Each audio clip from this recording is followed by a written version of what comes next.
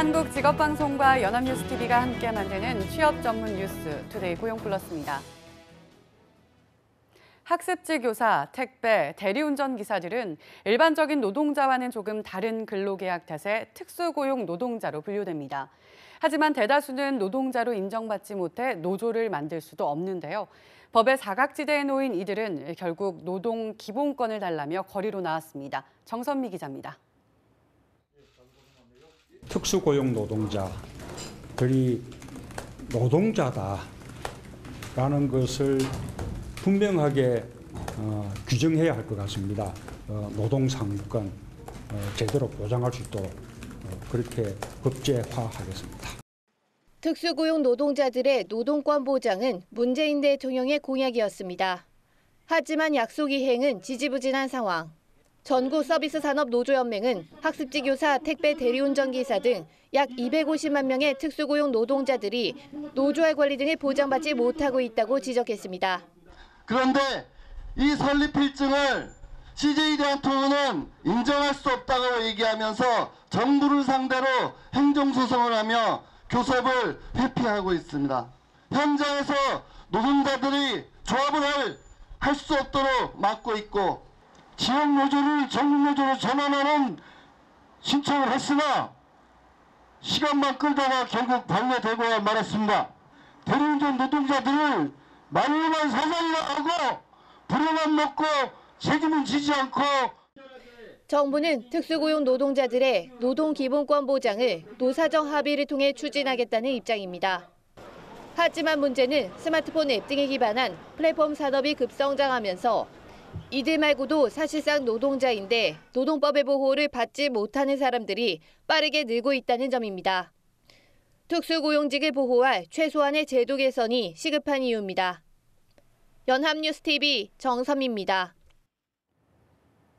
한국GM이 노조의 반발 속에 주주총회를 열어 결국 연구개발법인 신설 안건을 통과시켰습니다. 노조는 거세게 반발하며 파업도 불사하겠다는 입장인데요.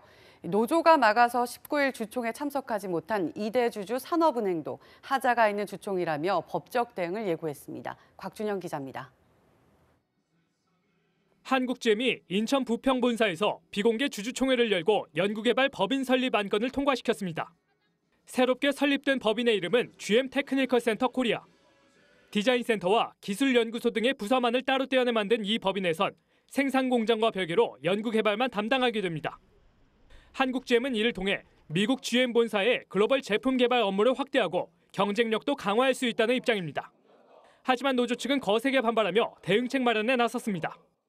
그동안 노조는 연구개발 법인 신설이 생산 부분 매각이나 철수를 위한 회사 측의 꼼수라고 주장해왔습니다. 특히 이번 주총 저지를 위해 사장실 앞까지 봉쇄했고 이 과정에서 사측에서 고용한 용역과 몸싸움이 벌어지기도 했습니다. 노조는 이미 파업을 가결한 만큼 오는 22일 중앙노동위원회에 쟁의조정 중단 결정이 나오는 대로 총파업에 나설 가능성도 있습니다. GM이 또다시 노동조합과 정부를 무시한 일방적인 행동을 계속한다면 모든 수단을 다 동원해서 강도 높은 투쟁으로 맞설 것입니다. 한국GM의 2대 주주인 산업은행도 이번 법인 분리를 두고 법적 공방을 예고했습니다. 당초 주총에 참석키로 했던 사는 측은 노조의 물리적 봉쇄로 발걸음을 돌려야만 했습니다. 이에 하자가 있는 주총이라고 반발한 사는은 주주권 행사를 방해한 노조와 일방적 주총을 진행한 한국GM을 상대로 모든 법적 조치를 다하겠다는 입장입니다. 연합뉴스TV 곽준영입니다. 자영업자 위주인 도소매업과 숙박 음식점업 취업자가 5년 만에 처음 감소한 것으로 파악됐습니다. 통계청에 따르면 올해 초부터 지난달까지 도소매 숙박 음식점업의 취업자 수는 월 평균 597만 8천 명으로 작년 같은 기간보다 10만 9천 명 적었습니다. 전년과 비교한 1월에서 9월 취업자 수는 통계를 작성한 2013년 이후 올해 처음으로 줄었습니다. 제조업의 고용도 사정은 마찬가지인데 올해 들어 지난달까지 제조업 취업자 수는 451만 4천 명으로 작년 같은 기간보다 4만 6천 명 줄어 지난해에 이어 2년 연속 같은 기간 대비 마이너스 행진입니다. 국민연금과 공무원연금 수급자 간 수령액에서 큰 차이가 나는 것으로 나타났습니다. 국민연금공단과 공무원연금공단이 국회에 제출한 국정감사 자료를 보면 지난해 공무원연금은 41만 9,968명에게 1인당 평균 월 240만 원을 지급했습니다. 공무원연금 퇴직급여 최고액 수급자는 매달 720만 원을 받는 전직 헌법재판소장이었습니다. 반면 국민연금 전체 수급자는 5월 기준 447만 871명, 월 평균 연금액은 37만 7,895원에 그쳤습니다. 최고액 수급자도 월 204만 5,550원으로 공무원 연금 최고 수급액의 28%에 불과했습니다. 반도체 시장의 최강자를 꿈꾸는 SK 하이닉스가 이번 주 목요일 3분기 영업 실적을 발표할 예정인데요. 신기록이 예상되지만 추후 4분기 전망은 그다지 밝지 않은 상황입니다. 이미 3분기 신기록을 세운 삼성전자도 비관론에 시달리긴 마찬가지입니다. 정인용 기자입니다. 이번 주 발표될 SK 하이닉스의 3분기 영업이익이 최고치를 찍을 것이란 전망이 나오고 있습니다. 6조 4천억 원 안팎의 영업이익을 달성해 2분기에 이어 또다시 사상 최대 이익을 기록할 것으로 투자업계는 보고 있습니다. 메모리 반도체 낸드 플래시의 판매가가 10% 넘게 떨어졌지만 D램이 소폭이 남아 오른 데다 둘 다 성수기에 힘입어 출하량이 늘어난 덕분입니다. 하지만 4분기 전망은 그다지 밝지 않습니다. 실적 감소를 예상한 한 증권사는 최근 보고서에서 4분기에는 약 5조 4천억 원으로 감소해 내년 1분기 약 4조 3천억 원까지 떨어질 것으로 내다봤습니다. 전 세계적으로 신규 스마트폰 수요가 줄면서 모바일 D램 재고를 쌓아놓으려는 고객사들의 수요도 떨어져 D램 가격 하락이 예상되기 때문입니다. 게다가 내년 상반기에는 업체들이 새로 D램 생산에 들어가 공급량이 늘어나는 것도 가격에 악영향을 미칠 것으로 보입니다. 3분기 전체 17조 5천억 원의 영업이익 가운데 반도체로만 13조 원 이상을 쓸어 담았을 것으로 추정되는 삼성전자도 사정은 마찬가지입니다. 삼성전자의 4분기 영업이익은 16조 원대로 낮아질 가능성도 제기되고 있습니다. 다만 PC와 모바일용이 아닌 서버용 D램이 장기적으로 수요가 많아질 것으로 예상되고 낸드는 공급이 늘어도 수요가 충분할 것이란 의견도 적지 않습니다. 연합뉴스TV 정인용입니다.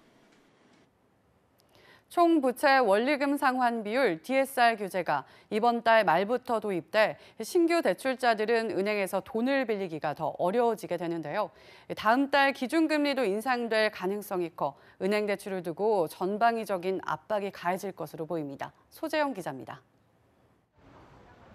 현재 시중은행의 대출 가운데 총부채 원리금 상환 비율 70%가 넘는 고 DSR 비중은 19.6%에 달합니다. 당장 이번 달 말부터 고 DSR 규제가 실시돼 대출 문턱이 높아지게 됩니다. 은행들은 2021년까지 고 DSR 비중을 현재보다 4.6%포인트 낮은 15%까지 낮춰야 합니다. DSR 70% 초과 대출의 경우 시중은행은 15%, 지방은행은 30% 이내로 관리해야 하고 2015년과 2016년 금융권에서 가계대출 증가율은 각각 11.5%, 11.6%로 두 자릿수대를 유지했습니다. 지난해에는 7.6%로 떨어졌지만 금융당국은 내년 6.5% 이하로 낮추고 2021년까지는 5.5% 이하로 점진적으로 낮춰간다는 계획입니다. 가계부채 증가율을 명목 GDP 성장률 수준인 5%대 초중반에 맞추겠다는 겁니다. 결국 신규 대출자들은 대출받기가 더 까다로워집니다. 여기에 다음 달 한국은행이 기준금리를 올릴 가능성까지 높아지면서 기존 대출자들의 부담도 늘어날 것으로 보입니다. 기준금리 인상에 맞춰 대출금리도 오르게 되기 때문입니다. 현재 국내 가계대출 규모는 1,493조 원에 달하는 상황. 빚 있는 사람과 빌리려는 사람들은 다음 달부터 전방위적인 압박을 받을 것으로 전망됩니다. 연합뉴스TV 소재영입니다. 우리나라 내년 경제가 어려울 것이란 전망이 늘고 있습니다.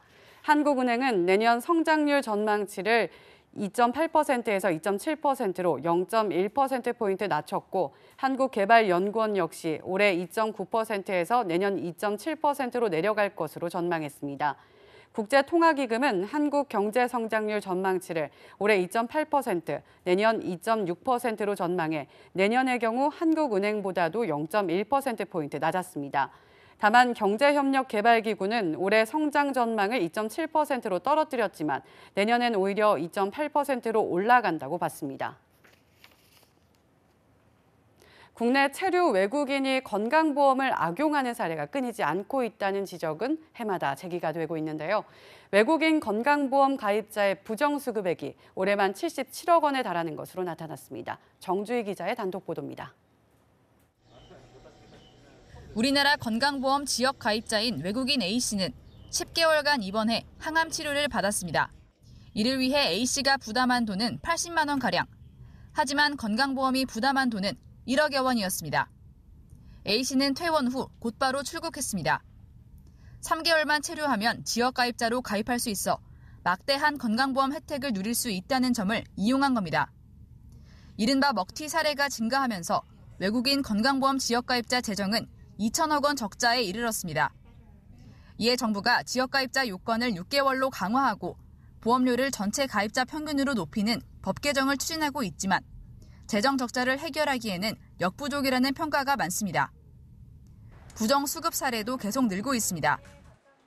올해 9월까지 적발된 부정수급자는 8만 7천여 명, 이들이 타간 급여액은 77억 원에 달했습니다. 부정수급 근절 대책 마련과 함께 우리나라 국민도 해외에서 의료 혜택을 볼 수 있도록 상호 호혜 원칙에 입각해 외국인 가입 자격을 조정할 필요가 있습니다. 최근 5년간 국적별 건강보험 지출 내역을 보면 중국인이 사용한 건강보험 급여가 1조 8천억 원으로 가장 많았고 베트남인과 미국인이 뒤를 이었습니다. 다만 건강보험 가입 문턱을 높일 경우 가난한 외국인 노동자가 의료 사각지대에 놓일 수 있다는 지적도 있습니다. 연합뉴스TV 정주희입니다. 요즘은 농촌에서도 기계로 농사를 지으면서 손수 모내기를 하고 낫을 들고 벼베기를 하는 모습을 찾아보기 힘든데요. 도심 하천 공간에 마련된 논에서 1년 동안 옛 방식의 농사짓기 체험이 시민들에게 좋은 반응을 얻고 있습니다. 정지훈 기자입니다. 도심의 하천 둔치에서 따가운 가을 햇살을 받으며 누렇게 익은 벼들이 고개를 숙인 채 바람에 일렁입니다.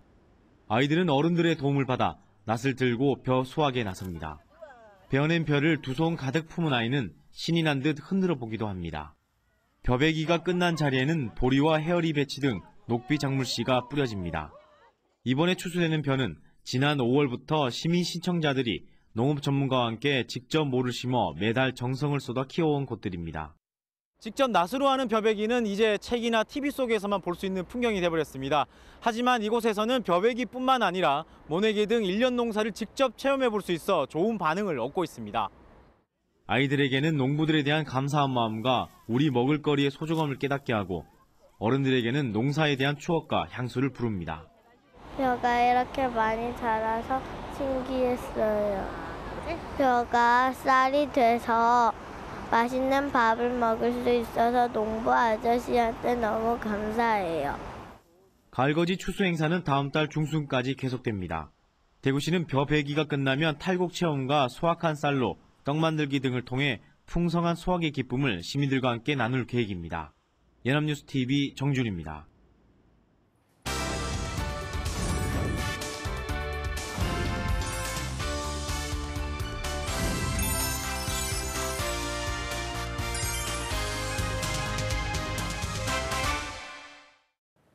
사회적으로 핫한 이슈를 키워드로 알아보는 핫키워드 시간입니다. 안채홍 아나운서 안녕하세요. 안녕하세요.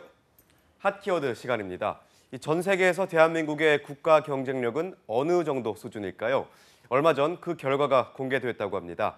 핫키워드에서 알아봅니다. 네, 국가 경쟁력이란 기업의 경쟁력을 높이는 국가의 총체적인 능력을 이야기합니다.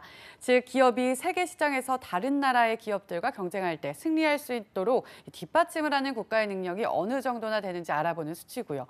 과연 우리나라의 국가 경쟁력은 어느 정도 수준일지 궁금한데요. 네, 지난 17일 세계경제포럼에서 2018년 국가 경쟁력 평가를 발표했는데요. 올해 경쟁력 순위에서 우리나라는 140개국 중 15위를 차지했습니다. 참고로 지금까지 우리나라의 순위는 주로 20위권 밖에 머물러 있었는데요. 2007년 11위까지 뛰었지만 2009년 19위, 2011년 24위, 2013년 25위로 줄곧 하락세를 보였고 2014년에서 2017년까지는 4년 연속 26위에 머물다 올해 11계단이나 상승한 거죠. 네, 1년 사이에 순위가 정말 큰 폭으로 상승했습니다. 이렇게 갑자기 순위가 오를 수 있었던 이유가 있을까요? 네, 이 같은 이유에는 평가 방식이 다소 달라진 것에 있다고 합니다. 이 세계경제포럼의 국가 경쟁력 평가는 한 나라가 제도, 인프라, ICT 보급, 경제 안정성, 기술, 노동시장, 금융시스템 등 12개 부문에서 어느 정도의 수준을 갖추고 있는지를 98개의 지표를 활용해 평가하는데요. 그런데 올해 조사부터 정성평가 항목이 줄이고 시의성이나 객관성이 떨어지는 항목을 삭제한 건데요. 대신 4차 산업혁명과 관련된 항목을 추가하는 방식으로 해서 평가 방식을 크게 변경하며 우리나라의 순위도 함께 오른 겁니다. 네, 조사 방식이 달라졌다고는 하지만 그만큼 우리나라가 시대에 맞춰 국가 경쟁력이 높아졌다고 생각하니 왠지 뿌듯합니다. 네, 저도 순위 결과를 보고 참 뿌듯했는데요.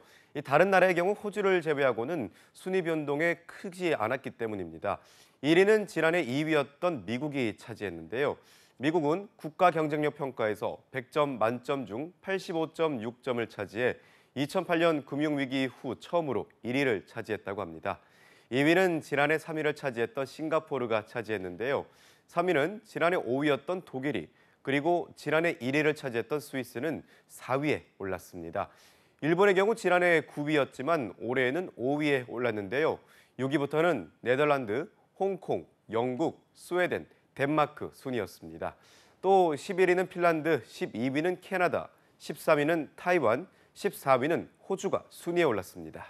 네, 이렇게 보니 대다수 국가가 순위가 크게 변동이 없었는데 우리나라의 순위가 유독 높아졌다는 사실이 참 인상적입니다. 그렇습니다. 이 부문별로 봤을 때 1위를 차지한 분야도 있었는데요. 물가 안정성과 공공부문 부채 관리 면에서 좋은 점수를 받아 거시경제 안정성 분야에서 세계 1위를 기록했습니다. 또 광케이블 인터넷 가입자 수와 인터넷 사용 인구 등의 지표가 포함된 정보통신 보급 분야에서도 1위를 차지했는데요. 이 밖에도 철도, 도로 등 인프라는 6위, 국가 총생산, 즉 GDP 등으로 평가되는 시장 규모에선 14위를, 특허 출원이나 연구개발 투자 지표가 포함된 혁신 역량에는 8위로 비교적 높은 순위를 기록한 분야도 많았습니다. 네, 우리나라는 정보통신 보급이 가장 빠른 나라 중 하나로 유명합니다. 그런데 이렇게 1위를 차지하며 국가 경쟁력에도 영향을 미쳤다는 사실이 참 놀라운데요. 뿐만 아니라 물가 안정성이나 공공부문 부채 관리 역시 다른 나라에 비해 높은 수준을 유지하고 있었다는 사실, 역시 자랑할 만한 점인 것 같다는 생각이 드네요. 네, 그렇습니다. 반면 생산물 시장 분야 순위는 67위로 중하위권에 불과했는데요. 특히 생산물 시장 구성 지표 가운데 독과점의 수준은 93위, 관세율은 96위로 지표 순위가 상당히 낮은 편이었습니다. 네, 무엇보다 독과점의 수준의 순위가 높다는 점이 참 안타까운데요. 독과점을 하는 기업이 많다는 것은 그만큼 해외 시장에서 경쟁력을 떨어뜨릴 수 있는 요인이 되는 거잖아요. 네, 맞습니다. 그런데 노동시장에 대한 평가도 좋지 않았습니다. 노동시장 분야도 48위에 머문 건데요. 특히 노사협력은 124위를, 정리해고 비용은 114위, 노동자 권리는 108위를 받으며 상당히 낮은 평가를 받았습니다. 전문 경영에 대한 신뢰도는 지난해 39위에서 올해 61위로 급격하게 나빠졌는데요. 임금 결정의 유연성 면에서도 63위를 기록해 지난해 62위였던 것보다 한 단계 순위가 떨어졌습니다. 네, 우리나라의 노동시장 문제는 어제 오늘 나온 이야기가 아니죠. 하지만 그럼에도 여전히 개선되지 않고 끊임없이 고질적인 문제로 나온다는 점이 참 아쉽습니다. 네, 세계경제포럼도 노동시장 경직성을 한국 경제의 경쟁력을 저해하는 요인으로 꼽았는데요. 이 대립적 노사관계로 노동시장이 경직됐고 인적 자본 활용이 최적화되지 못한 점이 이유였습니다. 뿐만 아니라 한국의 가장 취약한 부분을 생산물과 노동시장으로 꼽으며 우리나라의 경우 시장 내 독점이 강하고 대외 개방 정도가 약하다는 점이 문제로 꼽혔는데요. 순위는 올랐지만 이처럼 우리나라엔 여전히 해결해야 할 과제들이 많이 있다는 점 반드시 참고해야겠습니다. 네, 우리나라는 정보통신의 보급과 혁신 역량이 뛰어나지만 여전히 노동시장과 독과점을 비롯한 생산지수가 여전히 국가 경쟁력의 발목을 잡고 있는 것 같습니다. 지금보다 노동시장이 유연해지고 규제 개혁이 풀리며 세계에서 한국 경제가 보다 우뚝 설 수 있기를 희망해 보겠습니다. 지금까지 핫키워드 시간 안치홍 아나운서였습니다. 고맙습니다. 고맙습니다. 지금까지 투데이 고용플러스였습니다. 오늘 저희가 준비한 내용은 여기까지입니다. 함께해 주신 여러분 고맙습니다.